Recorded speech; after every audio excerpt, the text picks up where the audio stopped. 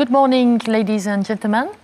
Welcome to this FDJ's 2020 annual results presentation. So I am today with Pascal Chaffard, Executive Vice President, Finance, Performance and Strategy, and we will present the results together. So I hope that you are fine in those times of health crisis. And I'm happy to be able to talk to you, although, of course, we would have preferred to have a physical event. But since it was not possible, we are very happy to welcome you in this beautiful studio where we broadcast Lotto and Euromillion, our famous draw games. So let me turn now to some general comments about this very special year that we've all been through. Of course, this year comes after 1 year where we presented our first results after our IPO in February 2020. And I remember then when I described our results 1 year ago, I said that, of course, 2019 was a historical year for FDJ. So 2020 is not easy to qualify. It's a difficult time for everybody. The health crisis is not over, and it's not easy to grasp all its consequences on our environment, our economies, and societies. Nevertheless, I think that regarding FDJ in this year, if I had to summarize this year in 2 words for us, I would definitely say resilience and commitment. Resilience, because the group has demonstrated its responsiveness, in particular by implementing a major savings plan at the beginning of the crisis, therefore was able to protect its profitability and results. And also because we seized the opportunities by having a strong online performance based on the investments that we did over the last years. Commitment also, because this year we actually put our purpose, our raison d'être in French, in our bylaws in our June General Assembly. And we demonstrated definitely evidence of this commitment from the onset of the pandemic with the solidarity actions that we took both to our network, to our point of sales, and also to the community in France. So before commenting further our results and activity, I want to start with our extra financial commitment. As I just said, we included in our bylaws our purpose during our General Assembly in last June, and it was, of course, an important milestone in this very special year. It was for us, as you know, a natural step that we announced before, and it is completely in line with the history of the company that, as you know, has been created for the benefit of war veterans, which are still our shareholders today. It's also what has made the company unique, I think, for 85 years, and it's clearly for me at the heart of the sustainability of its business model. So we also took, of course, to develop these 6 commitments to implement this on our products, on our clients, on responsible gaming, and on our retail network, not to quote all of them.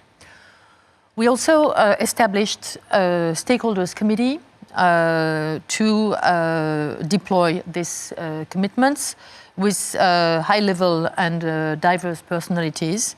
13 people, experts in their different fields, chaired by Rosemarie van Lerberg, who is a former managing director of APHP, hospital in Paris, and former chairwoman of Corian, company specialized in senior care. This committee already met twice by video conference and had vivid and constructive exchanges and ideas and suggested ideas on how to progress further for the implementation of those commitments. So we also Of course, as every year, and even more in this year, we reaffirmed our CSR commitments and we measured them. We have been rated, like for several years now, by VGO, and VGO, which is an extra financial rating agency, has been rating us at A1+, which puts FDJ at the top 5% of all companies rated by VGO. We're also very proud of our diversity credential with 100% grade on the French Gender Parity Index, introduced by the law in 2018. We are, of course, very dedicated on responsible gaming, with, for instance, the commitment of dedicating 10% of our TV advertising budget to a responsible gaming campaign. And we work further on our environment commitments. But for instance, 100% of our tickets are on paper issued from sustainably managed forests. We also did measure this year, as every year, our contribution to the economy and society by an international experts. We found out that we contributed over 5 billion to French GDP, 0.2%, which is roughly the same as last year. In terms of employment, we are responsible for the creation of protection of more than 50,000 jobs in France. And of course, our contribution was particularly significant for some stakeholders, such as the state budget, with more than 3.6 billion that was served to the state budget in 2020. And of course, very important economic contribution to the network, to our network of point of sales, with almost 800 million that were paid to our retailers, an equivalent of more than 20,000 jobs that are preserved or safeguarded or created by our activity. And I'm not going to talk about other stakeholders, such as, for instance, the French sports sector, where we maintain our commitments, or the French national heritage that we have continued to support over this year. So I want to focus for a few moments on the specific mobilization that we had during this year to react to the health crisis. And this has been very important on two fronts. One is, of course, solidarity with all those who needed urgent support, medical personnel or researchers, and vulnerable people because of the crisis. And we gave to them 2.7 million over the year into half. We also were very active in terms of solidarity with our network of retailers, specifically tobacconists and news agencies. They were, most of them were authorized to open. However, they have been under strong pressure during this year. And we maintained an active dialogue with them. We help them to comply with health measures. We provide them with protective masks when it was difficult to find them at the beginning. We manage their financial relationship with us. We offered them support and coaching all over the year. We are and we will remain at their side to accompany them in the medium term. And we have the project to set a specific investment vehicle with other partners, where we probably will put a level close to 15 million euros for them to get some loans in the medium terms. So now let me turn to the activity as such in 2020. And I want really to stress that we were able to preserve our performance despite a very significant impact of the health crisis on the activity of the company. We have also seen during this year, and we'll come back to that, a lot of lessons. And at the end of the day, our strategic priority is strengthened by the context, particularly, of course, our digital strategy. I think that the company has shown during this year its capacity to rebound when restrictions were lowered, particularly during the summer when the gradual recovery was confirmed throughout the second half of the year, with stakes up 3% over this second half, despite the demanding 2019 comparison basis. So this growth has allowed for a decline, but a decline that has been, at the end of the year, limited to -7% on our stakes, after, you remember, a decline of 18% during the first half of the year, due to the first lockdown and the halt to international sports competition. Decline of revenue was roughly at the same level than stakes, -60%. And I think what was absolutely decisive was the capacity of the company to put in place a cost reduction plan of 80 million right at the beginning of the crisis to preserve its EBITDA and results. And therefore, we were able not only to preserve our EBITDA, but to come at the end of the year with a net income of 214 million, quite comparable, actually, even a little over the adjusted 2019 net income of 202 million that you should compare it with. Pascal will explain that. Therefore, we will be in a position this year to ask our shareholders to approve a dividend of 90 cents per share at the annual general meeting that will happen in June, representing a total dividend of nearly 172 million euros.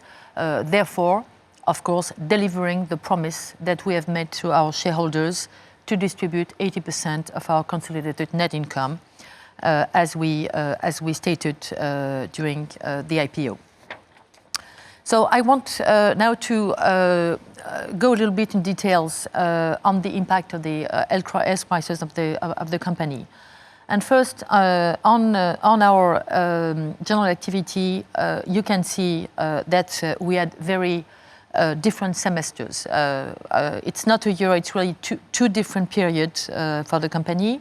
H1 knew a severe drop in activity because, as you know, during the first lockdown, even though most of point of sales were authorized to remain open, traffic was low, bars were closed, and some of our retailers, in fact, did close completely or partially their point of sales during this period. We also decided to stop Amigo, because we judged that Amigo, as a game that requires you to stay in the point of sale, was not compatible with the context.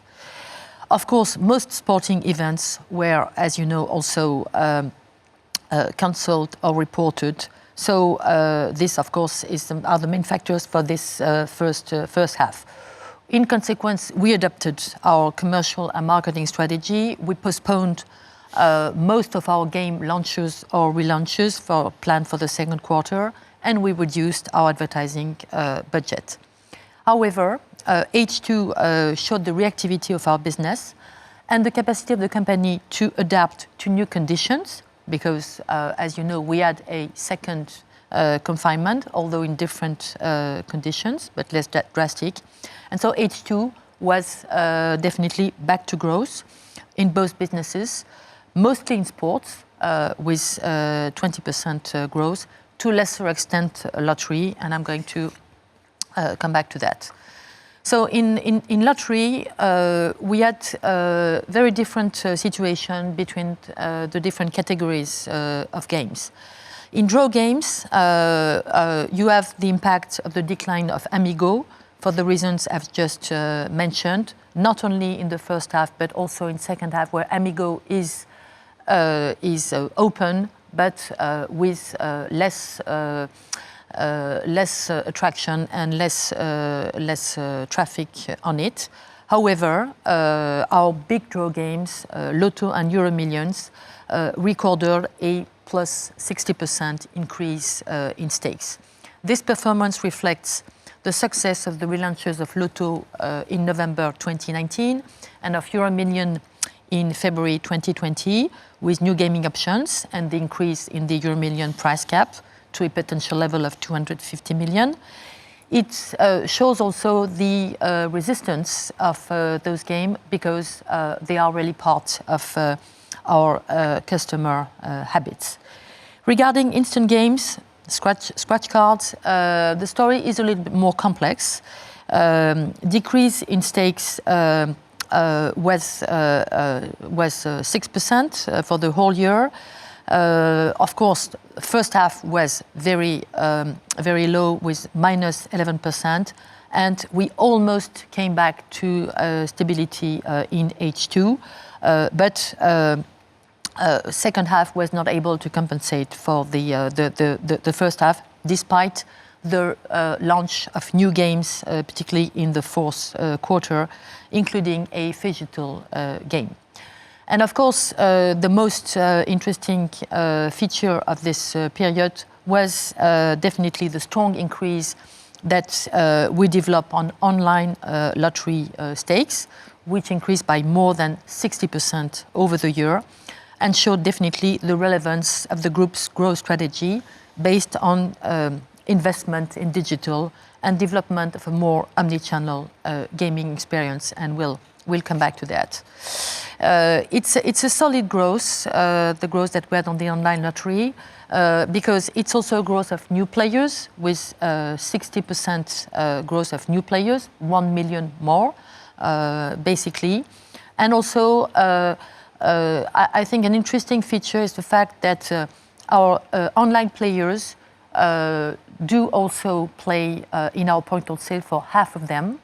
Therefore, we think it's really part of the sustainability of this business, omni-channel business, where our players can actually play in both channels, and we think it's good for them and good for the company. On sports betting, story is different, and of course, as you see on this graph, more like a V curve. Of course, as I explained, we had a very drastic drop of sports betting in the first half, minus 40% in terms of stakes.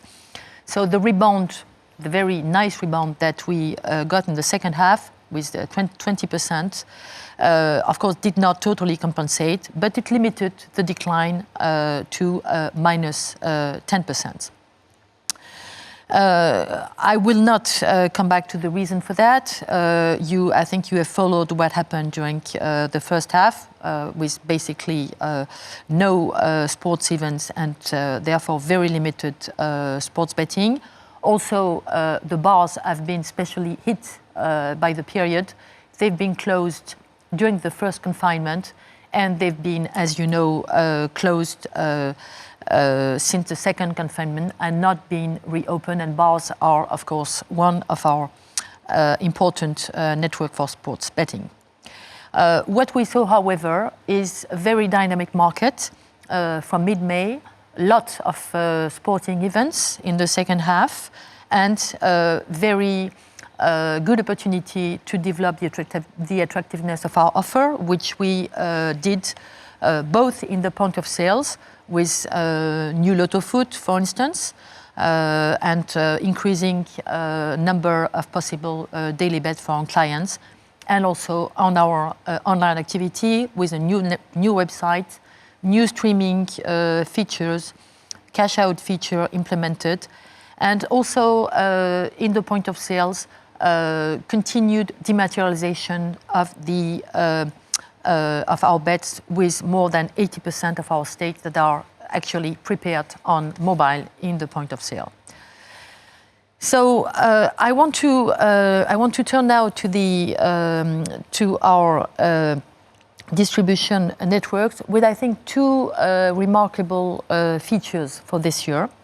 One is actually the good resistance of our network. I remember at the beginning of the year, we're all very worried about how this network could resist to the crisis.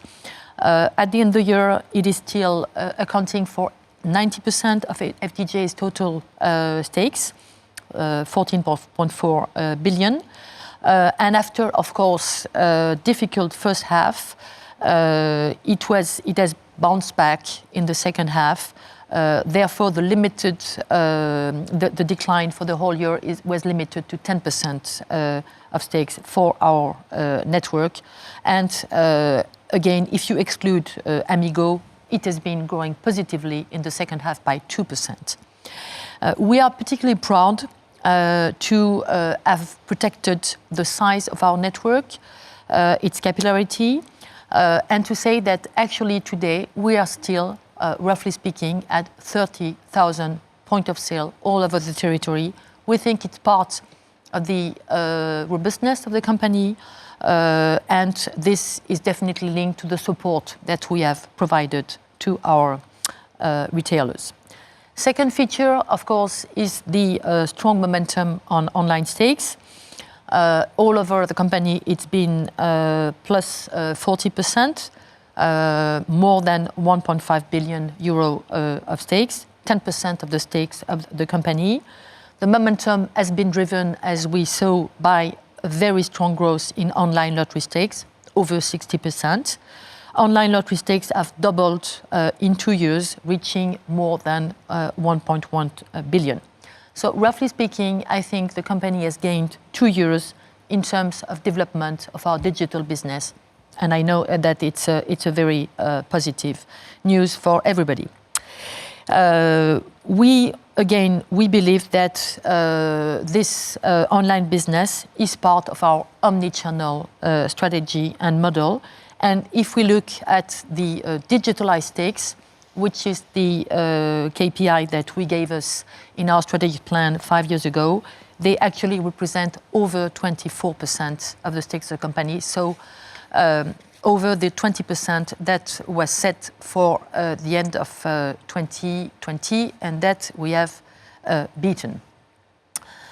Last point for the activity during this year. During this year, we were actually able to continue to develop our adjacent activities. That is to say, the new activities that are today not material in our figures, but that will contribute to the resilience of our business model in the future by providing over the years more extra revenues and EBITDA.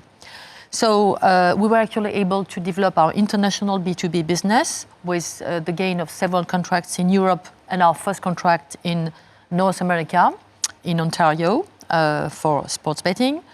And in payment and services, we were actually able to deploy the public service bills and tax payment facility that we gained from the French Treasury in 2019. So this service was launched in February 2020, and it was actually rolled during the year, and we have now more than 9,000 point of sales that do offer this service to pay not only taxes but also bills in those point of sales. And we have seen 30 million of payments coming through this channel. So we believe it's a very good start, although it's evidently small, and it gives us good confidence as we see to continue to grow this part of our business. And I will now hand over to Pascal, who will cover our 2020 financial results in more detail. Thank you, Stéphane, and good morning, ladies and gentlemen.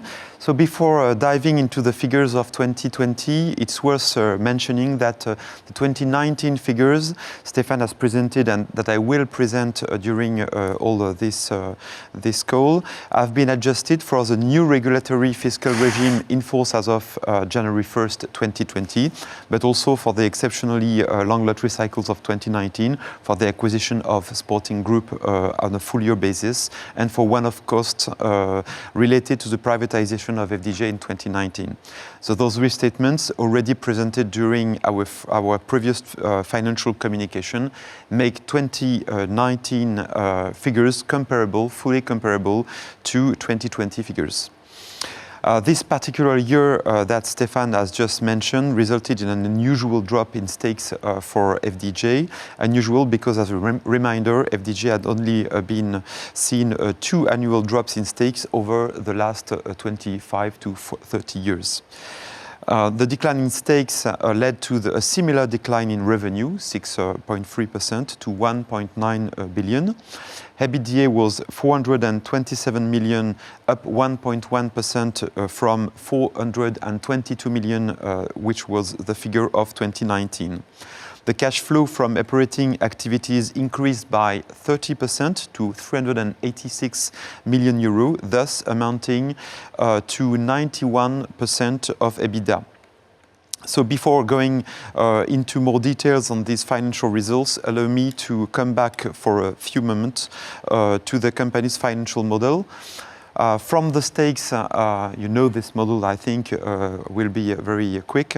From the stakes, we deduct player winnings of 10.9 billion in 2020, i.e. 68% of the stakes, to get to our gross gaming revenue, the GGR, in other words, the players' net spending. GGR of 5.1 billion euros, down 6%. It's then split between the state via public levies for 3.2 billion euros and FDJ, hence our net gaming revenue, NGR, of 1.9 billion euros. Group revenue is calculated by adding NGR and revenue from other activities, B2B international, payment and services, as mentioned by Stéphane a few minutes ago, of 41 million in 2020. When operating and administrative expenses, excluding depreciation and amortization, are deducted from this revenue, 1.5 billion, we get to an EBITDA of 427 million euro in 2020. We will come back to this in more detail, but you probably remember that point of sales commission represent more than half of our cost base. These commissions are a percentage of the stakes recorded in point of sales. Overall, about 60% of our costs, including point of sale commissions, are variable with stakes, and therefore 40% are fixed. I won't get back over the fluctuation in stakes commented by Stéphane. Our player payout ratio is stable year on year at 68%, but this masks significant differences by quarter. Those quarterly differences have already been commented during our previous financial presentations. Thus, revenue fell in the same proportion as stakes to 1.9 billion. By activity, in lottery, the decline in revenue was totally in line with the decline in stakes, 6% each. In sports betting, revenue declined less than bets, 8.5% versus 10% on bets, due to a lower player payout in 2020 than in 2019, minus 0.4 points to 75.9%, particularly in H1 and in the last few weeks of the year. And the revenue from adjacent activities remained stable. So as indicated earlier, EBITDA increased by 1.1% to 427 million, and a margin of 22.2%, up 160 points compared with 2019. This performance mainly reflects the implementation of the cost reduction plan of more than 80 million euros versus our initial budget, and or 40 million euros versus 2019, more than half of which related to advertising expenses. Let's see now how the main cost items have varied. POS commissions are correlated to POS stakes. The decline of more than 7% in other cost of sales mainly reflects lower trade-related promotional activity, particularly during the lockdowns. Marketing and communication costs relate to, firstly, advertising costs, down 16% over 2020. This decline was particularly strong in the second and third quarter before returning on the fourth quarter to a level similar to 2019 to support a busy marketing schedule. Secondly, the cost of developing our offering, cost of designing and operating games and services, both in marketing and IT. As we have indicated on several occasions, this cost continued to rise, both in the first half and on an annual basis. The increase of 5% in 2020 illustrates our commitment to strengthen the foundation of our future growth, in particular on digital. The decline in G&A expenses illustrates the positive impact of our cost reduction plan also. In the first half of the year, the decline in EBITDA was greater than the decline in sales, respectively minus 16.4 versus minus 14.7, leading to a slight EBITDA margin erosion of 40 basis points to 20.5%. In the second half of the year, stable revenue and the completion of the cost reduction plan led to a 12% increase in EBITDA, hence a margin improvement of 250 basis points to 23.6%. This slide bridges 2019 EBITDA to 2020 EBITDA by showing the impact of each major item already commented in the previous slide. The increase on online state had an accretive impact on the group's gross margin. The low payer payout on sports betting in 2020, especially at the end of the year, had also a very positive impact on the EBITDA margin. And finally, the cost reduction plan allowed for EBITDA to be maintained with also a positive effect on the EBITDA margin. But it is very important to note that the main expenses items that declined in 2020 should return to a normative level in 2021. For example, sports betting advertising with the Euro Football Championship. Moreover, this event could have an upward impact on the sports betting player payout, which was especially low in 2020. So we will detail the various business unit margin on the following slide. Just regarding our acceleration business unit or adjacent activities, the decline in contribution margin is mainly due to the decline in sporting group business volume due to the pandemic in H1. Holding costs have been reduced by 15 million euros thanks to the cost reduction plan. If we now look at lottery, lottery revenue was down nearly 6%, and the contribution margin was relatively stable at 502 million euros, minus 1%. Costs were reduced by 8%. POS commission are correlated to stakes recorded at POS. Other cost of sales are down by nearly 7%, notably due to reduced promotional activity as mentioned before. The limited -1 drop in marketing and communication costs reflects the continued development of our game offering, partially offset by the reduction in advertising cost, plus 9% on game offering development and minus 12% on advertisement cost. The contribution margin rate improved by 150 basis points to 33.6%, thanks in particular to the favorable mix effect with online representing nearly 9% of total lottery stakes compared with over 5% in 2019.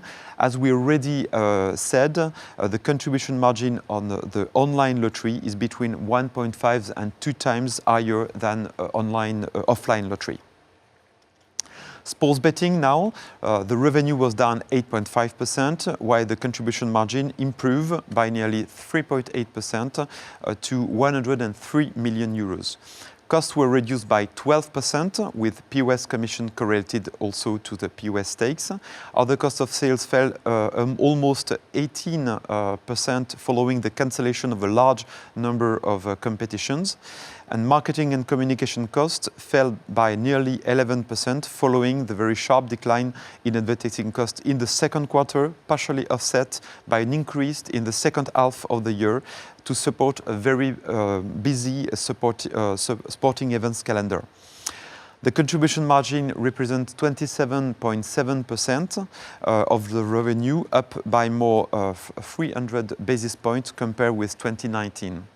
Overall, the sports betting PPO came to 75.9%, as I said before. Its 40 basis point decline from an already low level in 2019 was amplified by unexpected sports results towards the end of the year. And note that the PPO level is not replicable in 2021. On this next slide, as I explained, EBITDA include BU and ABU contribution margin, net of holding expenses. So now we will have a look at the bridge from EBITDA to net income. Depreciation and amortization expenses amounted to 102 million euros, up 6 million euros compared with 2019, with a full year amortization of the 25-year exclusive operating rights entrusted by the Pacte law in France, what we call the equalization payment, compared with only 7 months in 2019. Non-recurring items represented a net expense of 32 million euro, mainly including asset impairment on H1. Nothing new on H2. Net financial income amounted 5 million euros compared with nearly 21 million in 2019. This change is explained by financial market trends and also by the increase of the cost of debt. The debt increased as a result of a 380 million syndicated loan to finance equalization payments. After taking into account a next tax charge of 85 million euro, consolidated net profit amounted 214 million euro at end of December 2020. This net result should not be compared to the 2019 reported net profit of 133 million, but to the 202 million euro net profit adjusted of this year. It is a 5.9% growth on the net income. In 2020, the change in working capital resulted in an inflow of 39 million euro. It has been adjusted for various positive but non-recurring calendar impacts. CapEx totaled 80 million euros compared with 67 million euros in 2019. The increase in IT investments more than offset the crisis-induced decline in investment in POS equipment.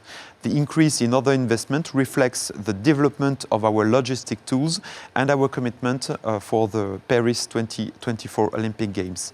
The free cash flow amounted to 386 million euros, showing an excellent EBITDA to cash conversion of 91%. One of the indicators representing the level of the net cash generated by the group is the net cash surplus. At the end of December 2020, the net cash surplus amounted 577 million euros, compared with 298 million euros at the end of June 2020 and 80 million at the end of December 2019. The increase is mainly due to the EBITDA contribution and the change in working capital, as explained previously. Throughout 2020, we have on several occasions communicated on an available cash position of more than 800 million euros. It reached 1 billion, more than 1 billion euros at the end of the year versus 853 million at the end of June 2020. The bridge from cash and cash equivalent of 673 million as per the balance sheet to the available cash position is of just over 1 billion, as I just commented, is the following. You add 472 million of term deposit and you deduct 86 million of Euro million funds not available. When then the bridge from available cash of 1 billion to the net cash surplus of 574 million is the following. You add the 246 million of other financial investment and you deduct the gross financial debt of 571 million euro. You also deduct the remaining funds to be retroceded to the French state for 156 million. Thank you for your attention, and I will never hand over to Stéphane to conclude this presentation. Thank you, Pascal. So I want to conclude briefly this presentation by saying a few words on our strategy and turning to 2021 perspectives. So on our strategy, I think this year allows us to express confidence in the future. The group has proved to be solid.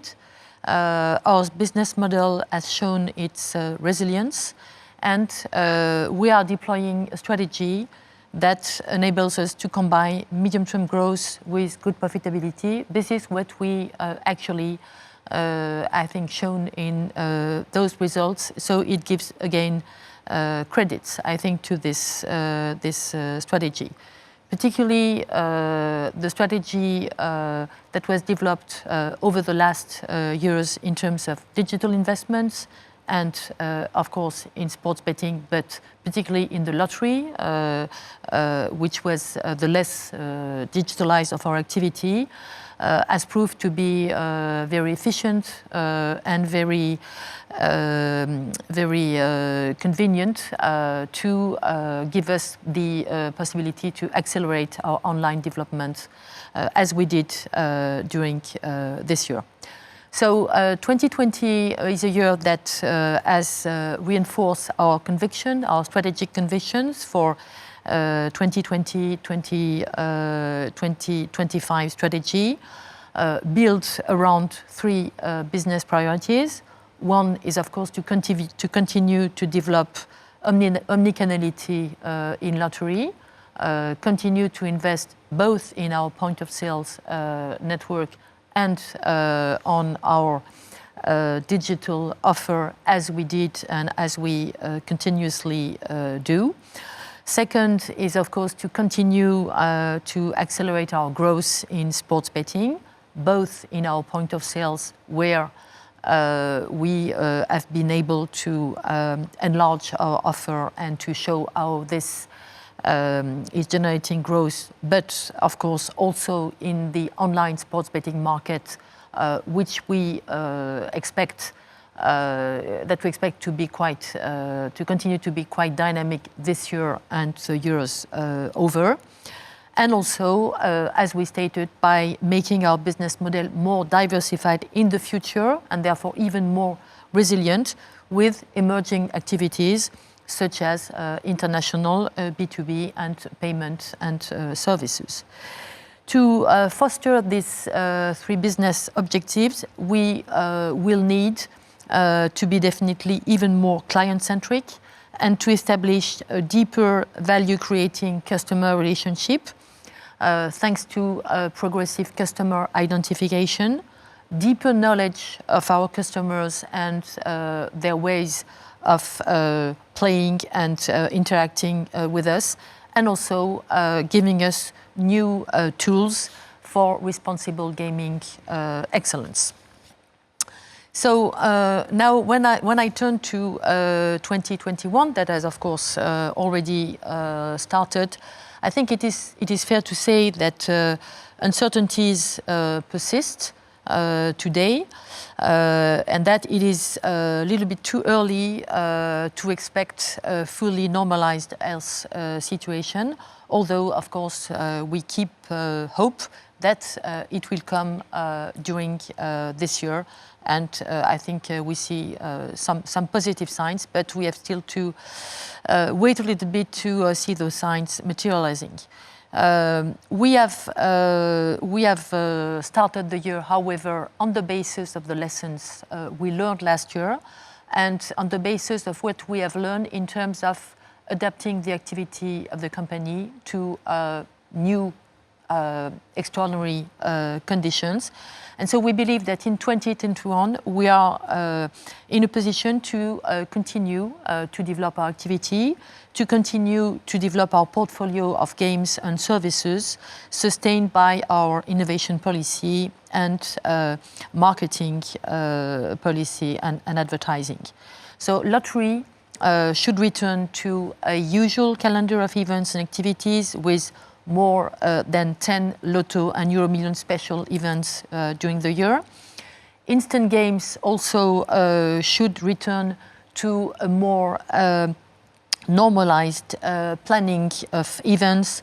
We have started in January by launching Objectif Maison, which is a scratch card €3 annuity game, and it is starting well. And we'll have a number of new games or relaunch of games planned during this year. With, of course, some usual events such as Mission Patrimoine, and also a third digital game, both offline and online. Regarding online games, we of course going to continue to enrich the range of our offer with 2 or 3 launches per month, including some exclusive games for online. Sports betting, of course, will be fueled this year by big events that I think we all hope, particularly the Euro 2021 Football Championship and the Tokyo Olympic and Paralympic Games. In anticipation for that, we are going to fuel our own growth by continue strengthening the richness and attractiveness on offer, both in point of sales and online.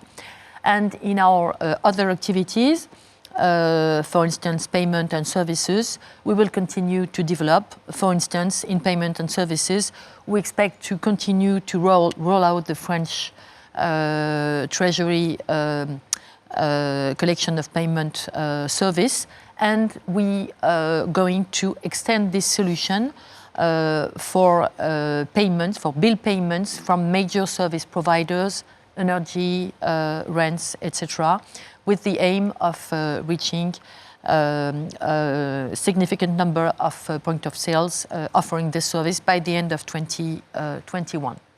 So I think you will understand that given the current uncertainties and the fast-changing nature of the health situation and the conditions of our business, we will not today restate a precise new guidance. We hope we will be in a position to do it and to communicate on our 2021 outlook as soon as possible in the coming months, when I think the situation will come a little more predictable in terms of our context. But in the meantime, again, I think we have the confidence that the company is able to manage its activity as we did last year, and hopefully so in better and better conditions. So thank you for listening to us, and we are now ready to answer your questions.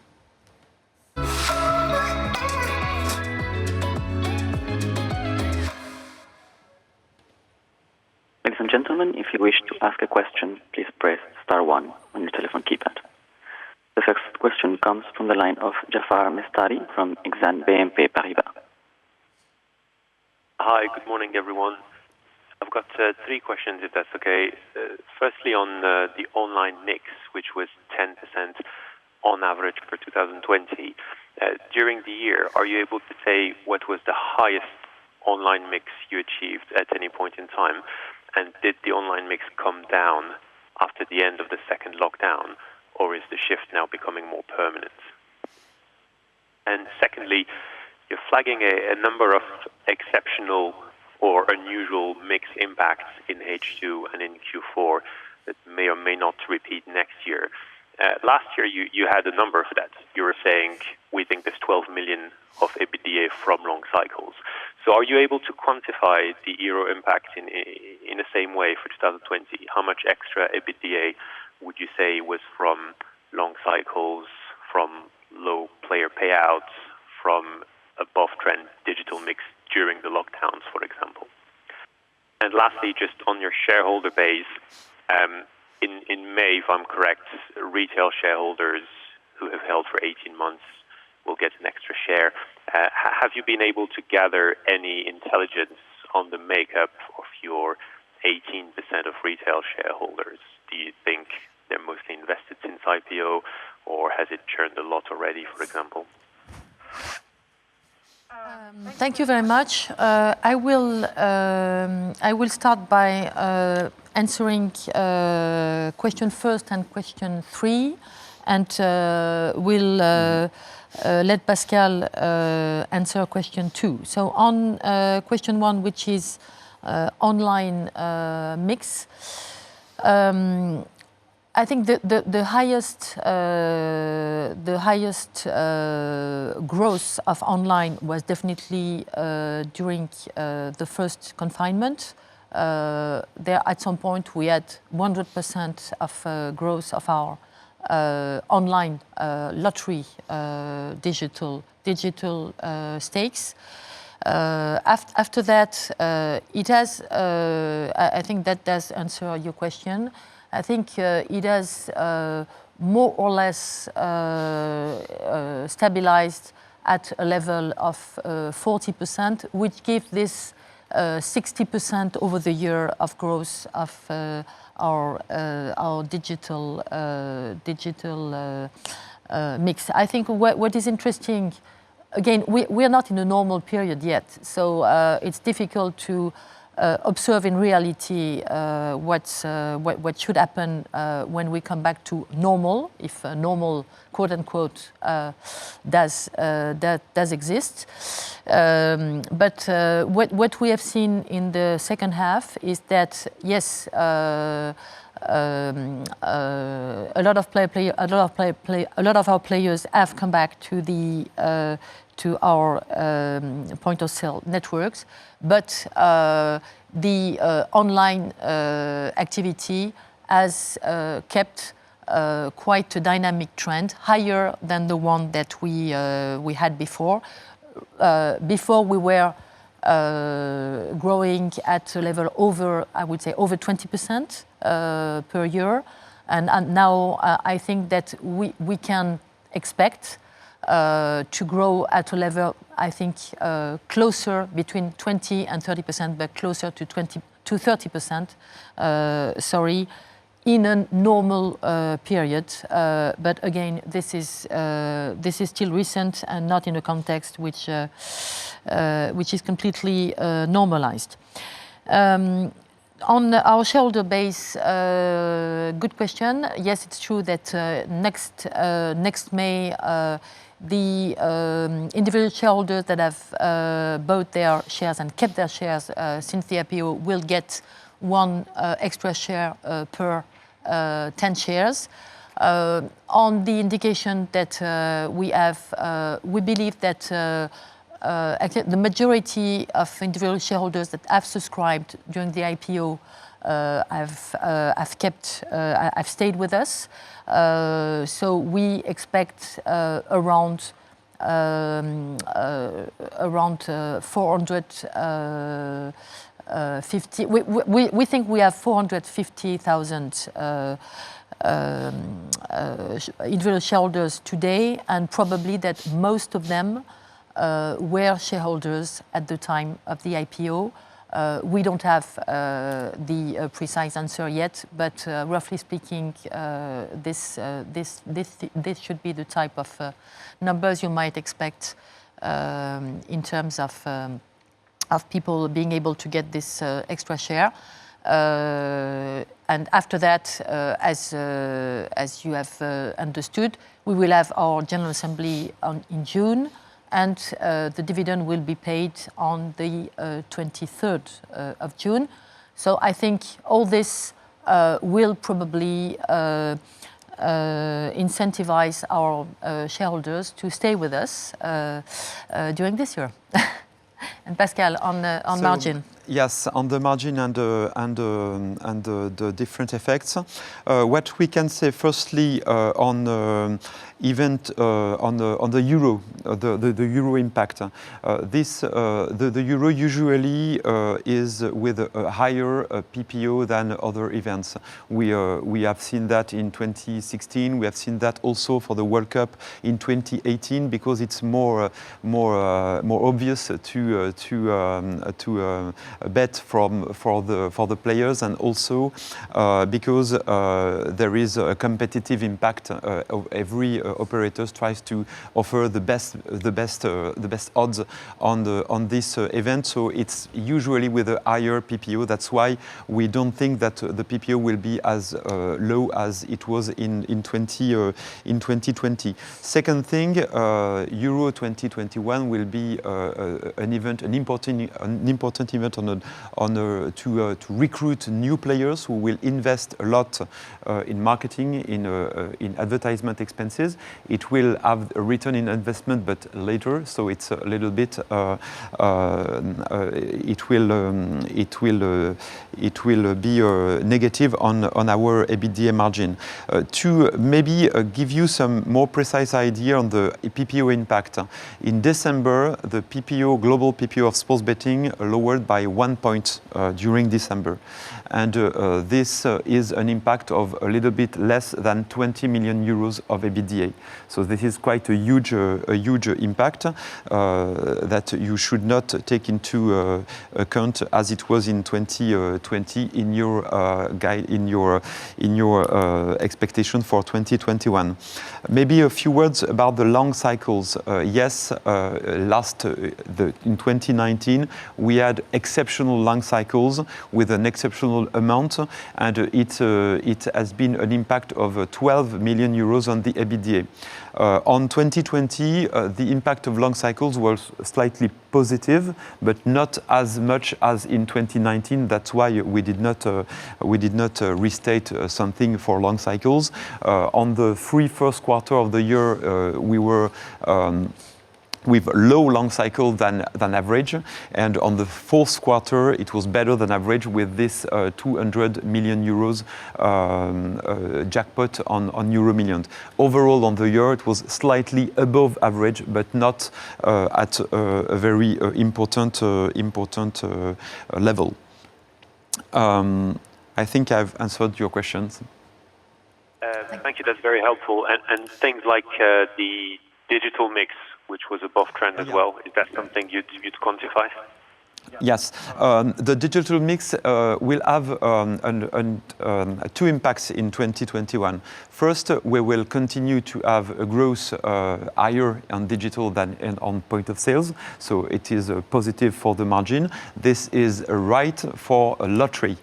For the sports betting, you have to remind that the margin that we have on the sports betting online is not higher than the margin on sports betting offline. It's not the same than on the lottery side. Other point, the mix between sports betting and lottery in 2021 will be more favorable to sports betting than lottery. In 2020, sports betting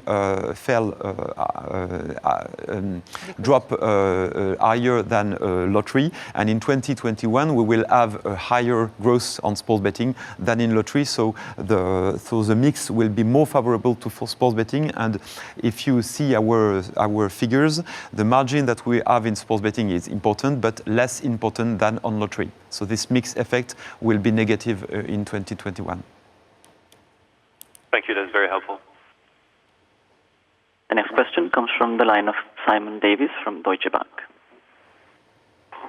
Yeah, morning. A few questions from me.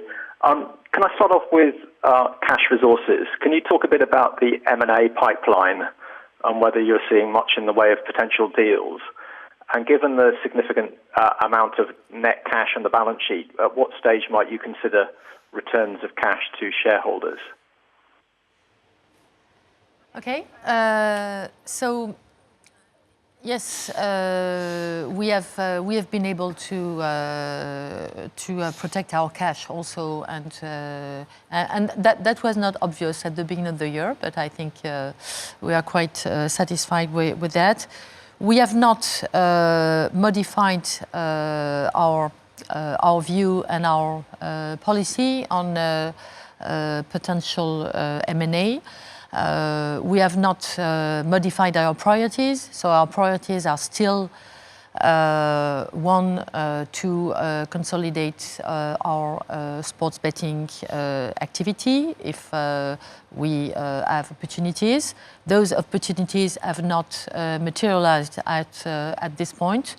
Probably we were quite concentrated on the management of the company also, maybe it was not at the top of our priority, specifically at the beginning of this year.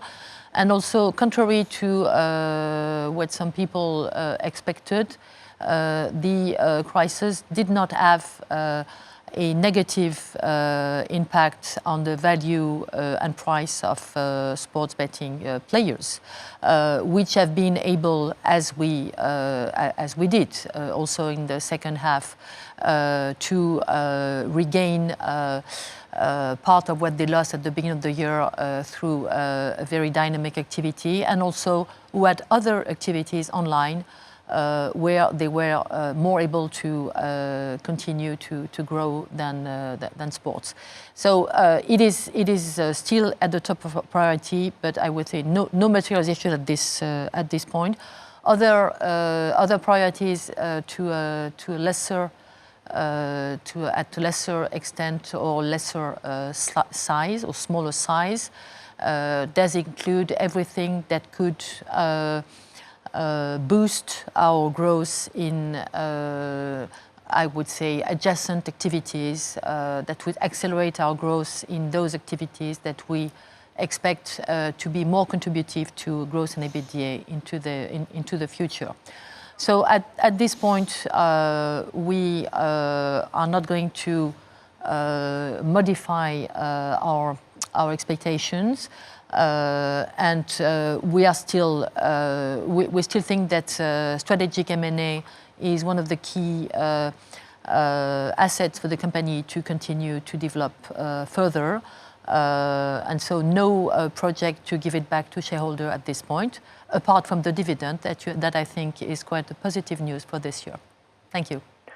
Great. And my second question was on online. Can you say what you think has happened to your market share in online sports betting during 2020?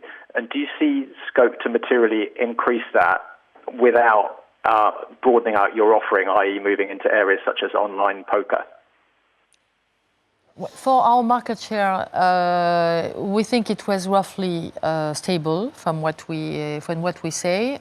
It was quite a fight for us this year, precisely for a reason I think related to your second question, which is that contrary to other sports betting online players, we didn't have poker or horse racing to, I would say, keep some activity during the first half of the year and cross-sell those players to sports betting. So clearly there we have, I think, a disadvantage. So I think we were quite satisfied to be able to roughly maintain our market share as we expect.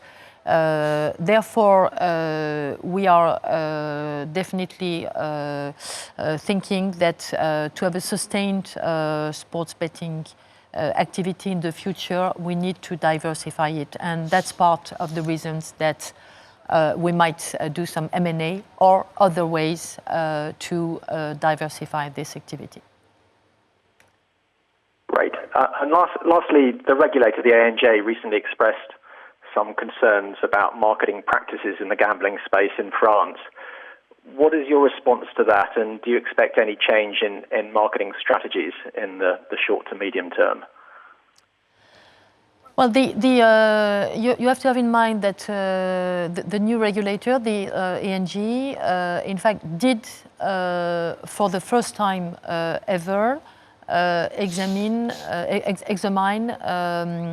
the promotional strategies of all the actors in the gaming and gambling market. So it was really the first time that there was this examination and therefore communication.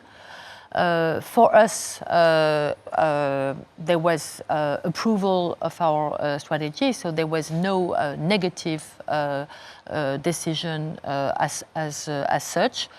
I think it is quite normal that the regulators, and specifically the new regulators, with these new responsibilities on advertising and promotion plans, should express some warning about the players. So I think that's quite, again, normal and expected. We don't expect at this point any change in regulation, but we expect, I would say, natural dialogue with the regulator on the basis of what they will see on the market. And I think this, of course, is not only directed at us, but also at all the other players that I will not mention here because it's none of my business. Thank you. Thank you very much. The next question comes from the line of Sabrina Blanc from Société Générale. Good morning, Sabrina Blanc speaking. I have 3 questions, if I may. Firstly, can you come back on what you said about the EBITDA margin in 2020? Because, for example, you said that taking into account the player payout in December had something like 1% impact at EBITDA level. So if we exclude this level, can you provide any guidance or your confidence about the margin for 2021? And my second question is regarding the ongoing curfew that we have today in France. Have you noticed any differences compared to the previous one due to the fact that we are stuck at home at 6 o'clock in the evening?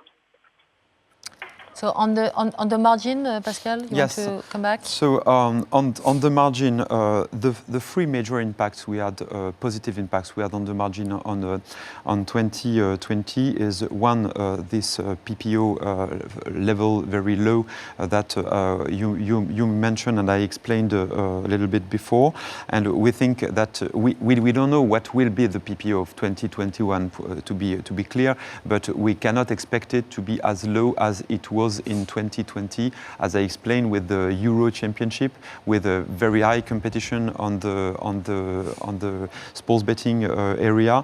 We cannot expect such a low PPO. Second impact just to come back to that, I said that it was a little bit less than 20 million. It is quite exactly the gap between our guidance and our EBITDA, our final EBITDA, if you see it. Second impact was the mix very favorable to online lottery that we mentioned before. This will still be the case in 2021 because we expect online lottery to continue to grow. So you can expect the margin of the lottery to continue to be high or even to grow if the conditions are there in 2021, and we don't know what will be really 2021. The third thing was our cost reduction plan of I remember 80 million compared to our budget and 40 million compared to 2019, and we will reinvest major part of that because half of this cost reduction plan was marketing expenses, and we will be higher in 2021 on marketing expenses than 2020, obviously, but higher also than 2019 and higher than was the budget of 2020 initial. So we will not have this positive impact. If we come back to 2021, we will not provide any guidance for 2021, but I can give you some more color about the year. How can be this year if we don't have a new lockdown? The first half of the year should be quite similar to the H2 of 2020, with some maybe slightly lower because we will have a longer period of closure of bars, and you know that the closure of bars have an impact on. Especially on Amigo, and we will not have in H1 the particularly high activity that we have at the end of the year. So this is not, and we will not have also the catch-up that we had on H2 2020 on sports betting, because we have more events on sports betting on H2 2020 to catch up the events cancelled on H1. So we can expect first half of the year slightly lower, but comparable to H2 2020. And if the conditions and the health crisis is coming to an end by the middle of the year, we could expect a second part of the year with a growth back to our normal growth. But again, it's just to give some color. It's not clearly not a guidance. We don't know what will be 2021. On the margin on 2021, I think you should not take the margin of 2020 as a good benchmark for 2021. Could be lower for the reasons I've already explained, but it should be higher than the margin of 2019. We are in the process of improving our margin on the medium term, and we will try to improve it comparing to 2019. But the 2020 figures are not a good comparison, if I may say that. And on your question on the impact of the curfew, yes. no, just I will. It's well, we have not measured it in a long period, so it's. I think it's still to be assessed over over the next months if it was to continue. We don't see major impact of the curfew. Probably. The most significant impact could be on sports betting in our point of sales, because it is definitely an activity that people tend to practice more at the end of the day than at the beginning of the day. On lottery, it doesn't seem to be significant. That's what we know at this point. Thank you. A reminder, if you would like to ask a question or make a contribution, please press star 1. The next question comes from the line of Philippe Sarrault from Pictet. Hello. Hello. Oui, bonjour. Hello, bonjour. I have two questions. The first one is related to the sales commission. I was just making a simple calculation on sales commission for 2019 and 2020. Coming from your press release. So in 2019, you paid 859 million of commission, which is about 41.9%, which dropped to 772 in 2020, which is about 40.2%. You explained well that the this level of commission was coming from the development of online sales versus the POS, and that part of that should be sustained in 2021, which there's an echo. So how much of this 170 basis points of margin could you keep in a normalized environment, because you will have a kind of restart of your normalized POS? And the second one, if I understand well, the previous question you mentioned about H1 and H2. So if I take H1 EBITDA, so H2 EBITDA you mentioned, so the 253 million. You said H1 2021 should be comparable to this minus a certain number. So let's take 30 million out, and the second half should grow normally over this level. So we get to an EBITDA for 2021 of 500 million, if I'm not mistaken, in that respect. So could you maybe enter those two elements? Maybe I will start with some general comments and let Pascal answer. I'm not sure we've got because the line was not that good. I'm not sure we had all your figures well, but on the level of commissions that we pay to our retailers. I think you have, in terms of factor, you have of course the global level of activity. But and maybe we'll have to give you, but I don't have the figures in front of me. But you also have an important feature, which is the mix of activity, because as you might remember, or as I will remember you, we have in fact modified the structure of the commissions paid to the retailers. By increasing the commission paid on some lottery games, for instance, particularly the big draw games, and we have actually lowered the commission on sports betting. So we have this scale of commission. So you have to combine the general activity with, in fact, the mix of our activity.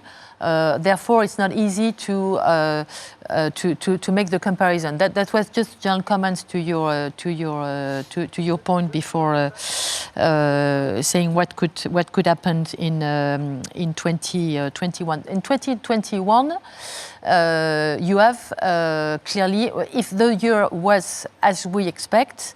You will have, and particularly in the first half, with the football Euro, you're going to have an important activity in sports betting in the point of sales, if they are open to get it. So this is just to nourish your calculation. I will let Pascal comment on the on your expectation for EBITDA for first half. I'm not sure I got completely your numbers, but Pascal, you might. Like you, I did not completely get the numbers, but I will try to comment it globally. What I said when I said that H1 2021 could be slightly lower but comparable to H2 2020, I was referring to activity. You have to remember that a part of our cost-saving plan has been taken into account on H2. So clearly, you should not take the EBITDA of the second half and try to make it a benchmark for the first half of 2021.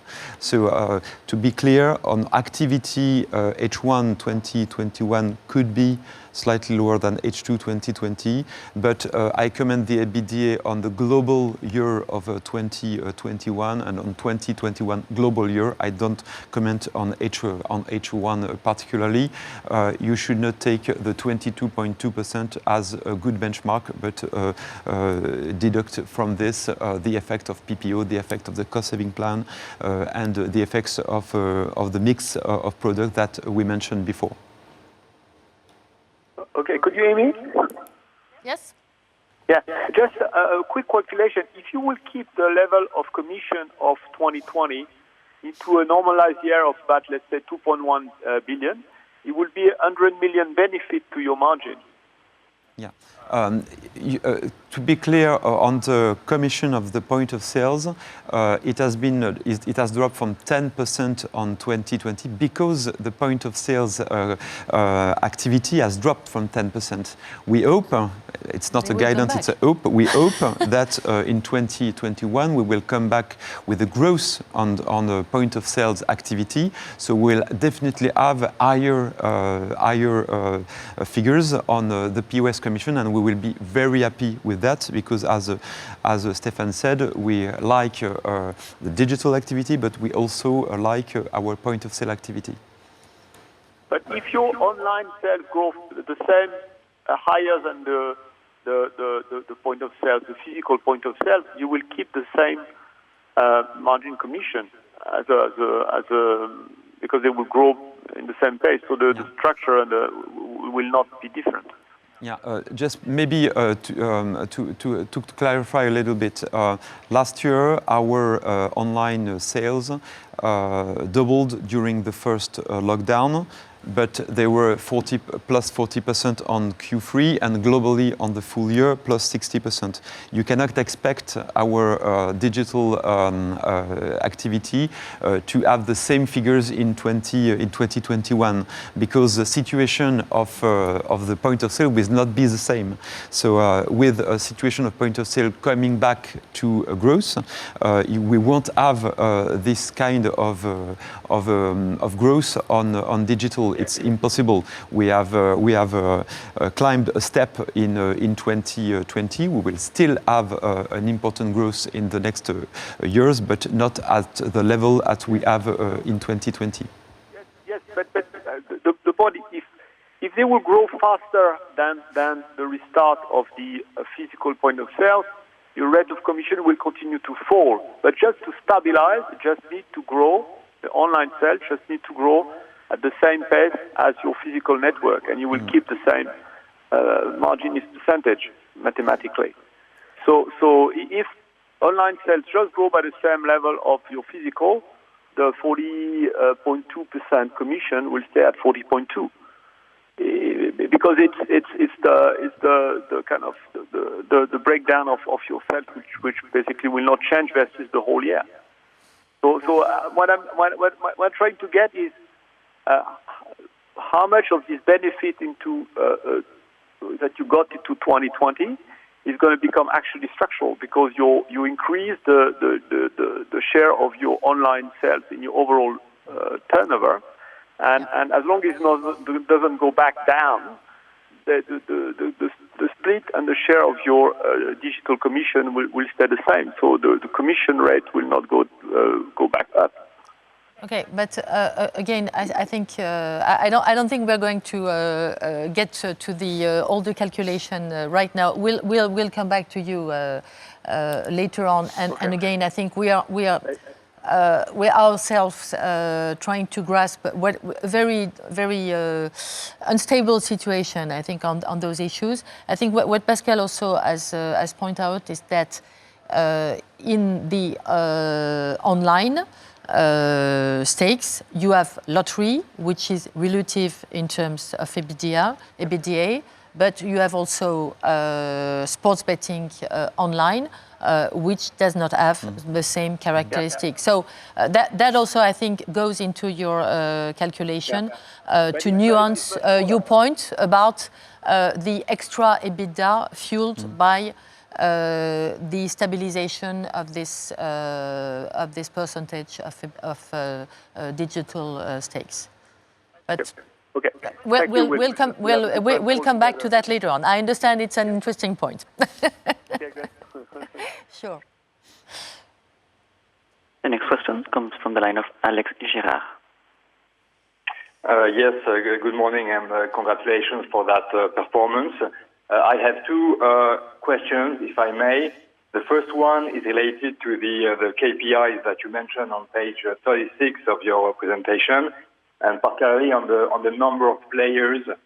In lottery, you mentioned 23 million players, down from 24 million players last year. And if I remember well, 7 years ago, you had 27 million players. And curiously, in sports betting, also the same trend, I mean downward trend, from 3.1 million players last year to 2.5 million players.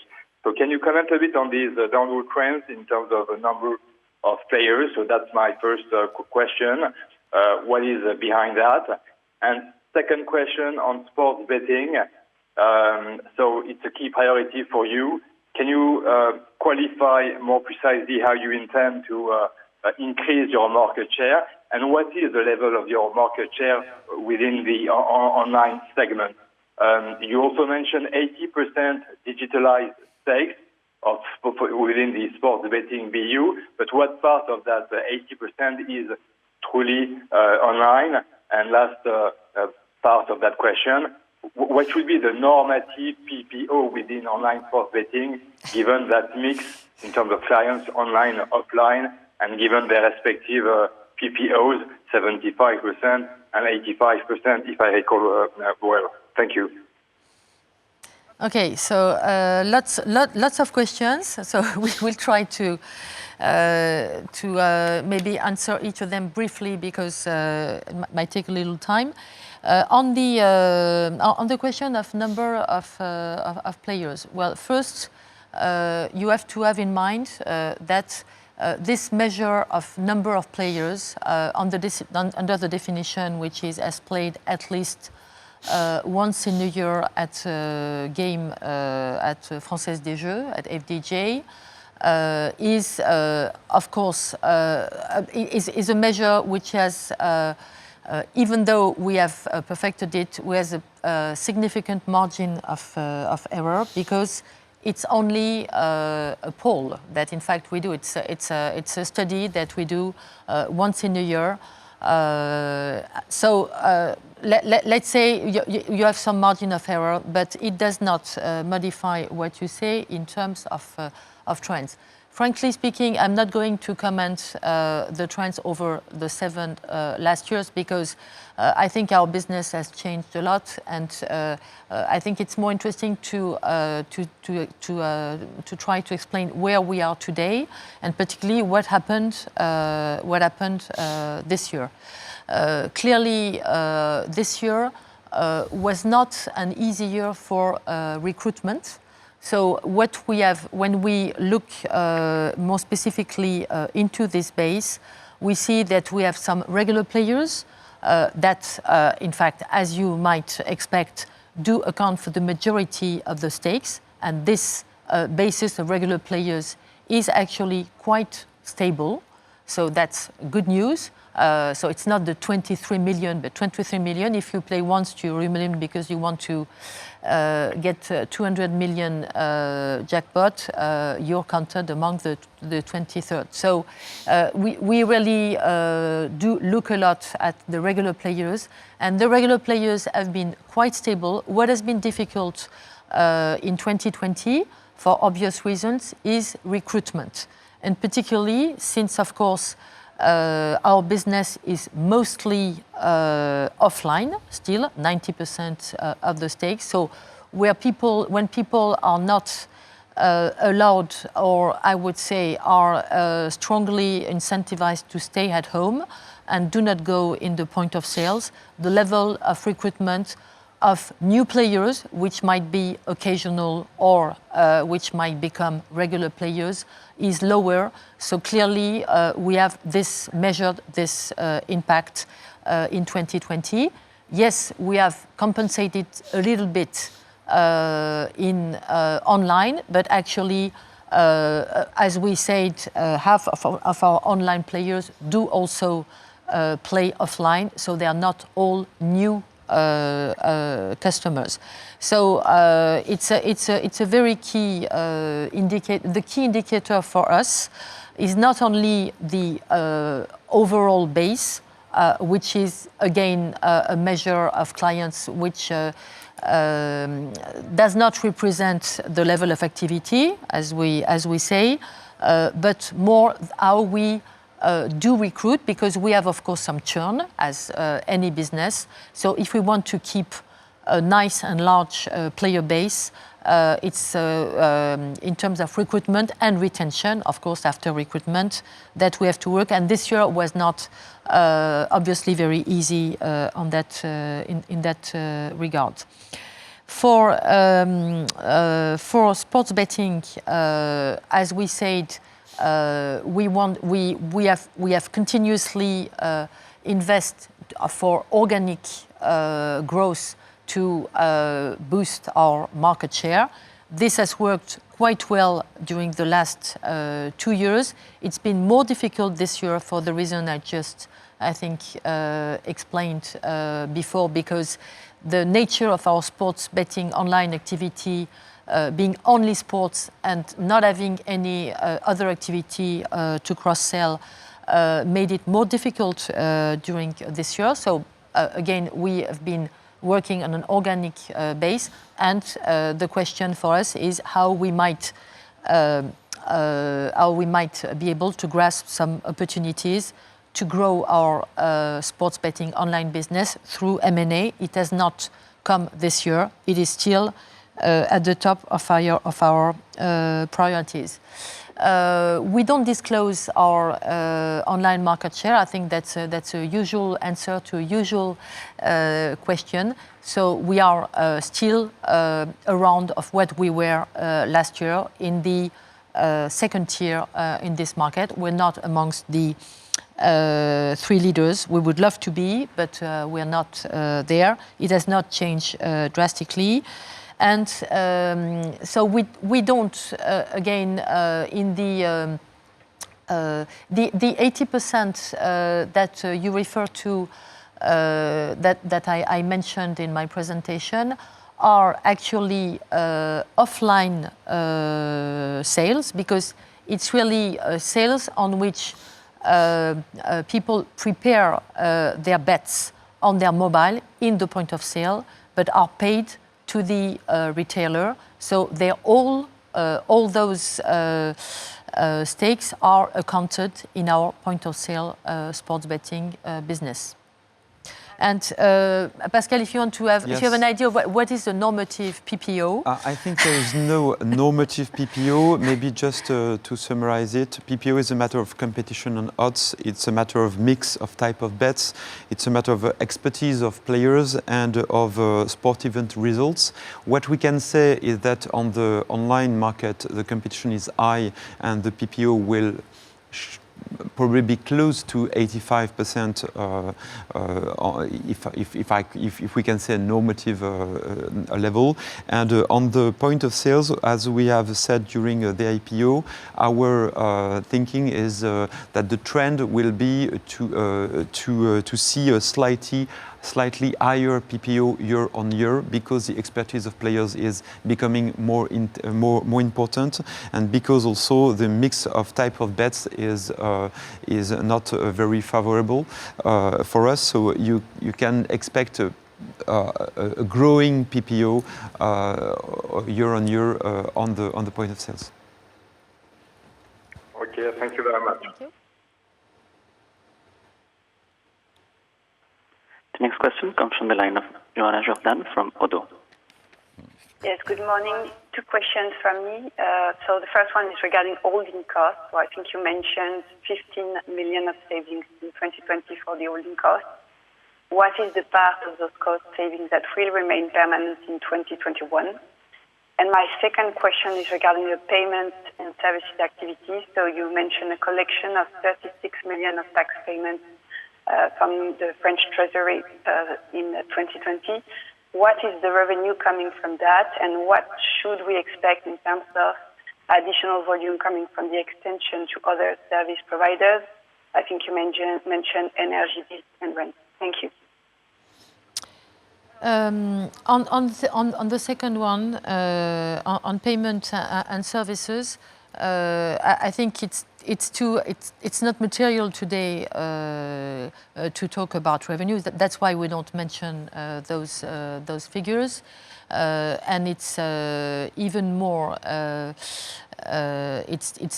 too early to talk about the prospect that we have in energy and other features, because we have not signed yet. So I think it's a little bit too early to talk about that. I think we'll come back to that probably, I would say, second half of the year, when we will have effectively contracted with some of them, and then we will be in a better position to answer to your question. I think today is really the beginning of this activity. That's why it's not a business unit as such. It's a beginning of this activity, which is again taking support in the investment we have already in the point of sales.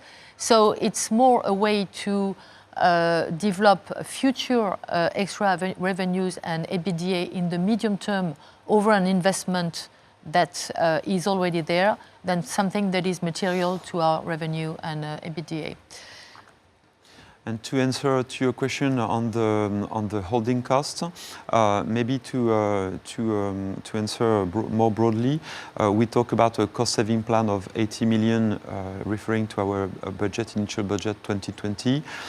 It's 40 million referring to 2019, and what you could expect is globally to have 15 million left in savings in 2021, half of them in G&A, so we will see it in the holding costs, and half of them on cost of sales, because 2021 will be also hard to have a normal cost of sale activity, a normal commercial activity on the point of sales. Thank you. So you said 15 million left in savings, right? Okay, thank you. As a reminder, if you would like to ask a question, please press star 1.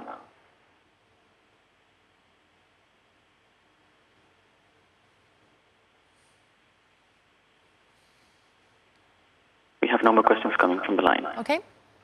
Well, thank you very much for your for listening to us. Thank you for your questions. So we will certainly be in contact with you in the next weeks, and of course we'll have our Q1 results mid-April, and General Assembly, as I said, 16th of June. So we'll be in contact and talk to you soon. Thank you very much. Bye-bye. Thank you. Goodbye.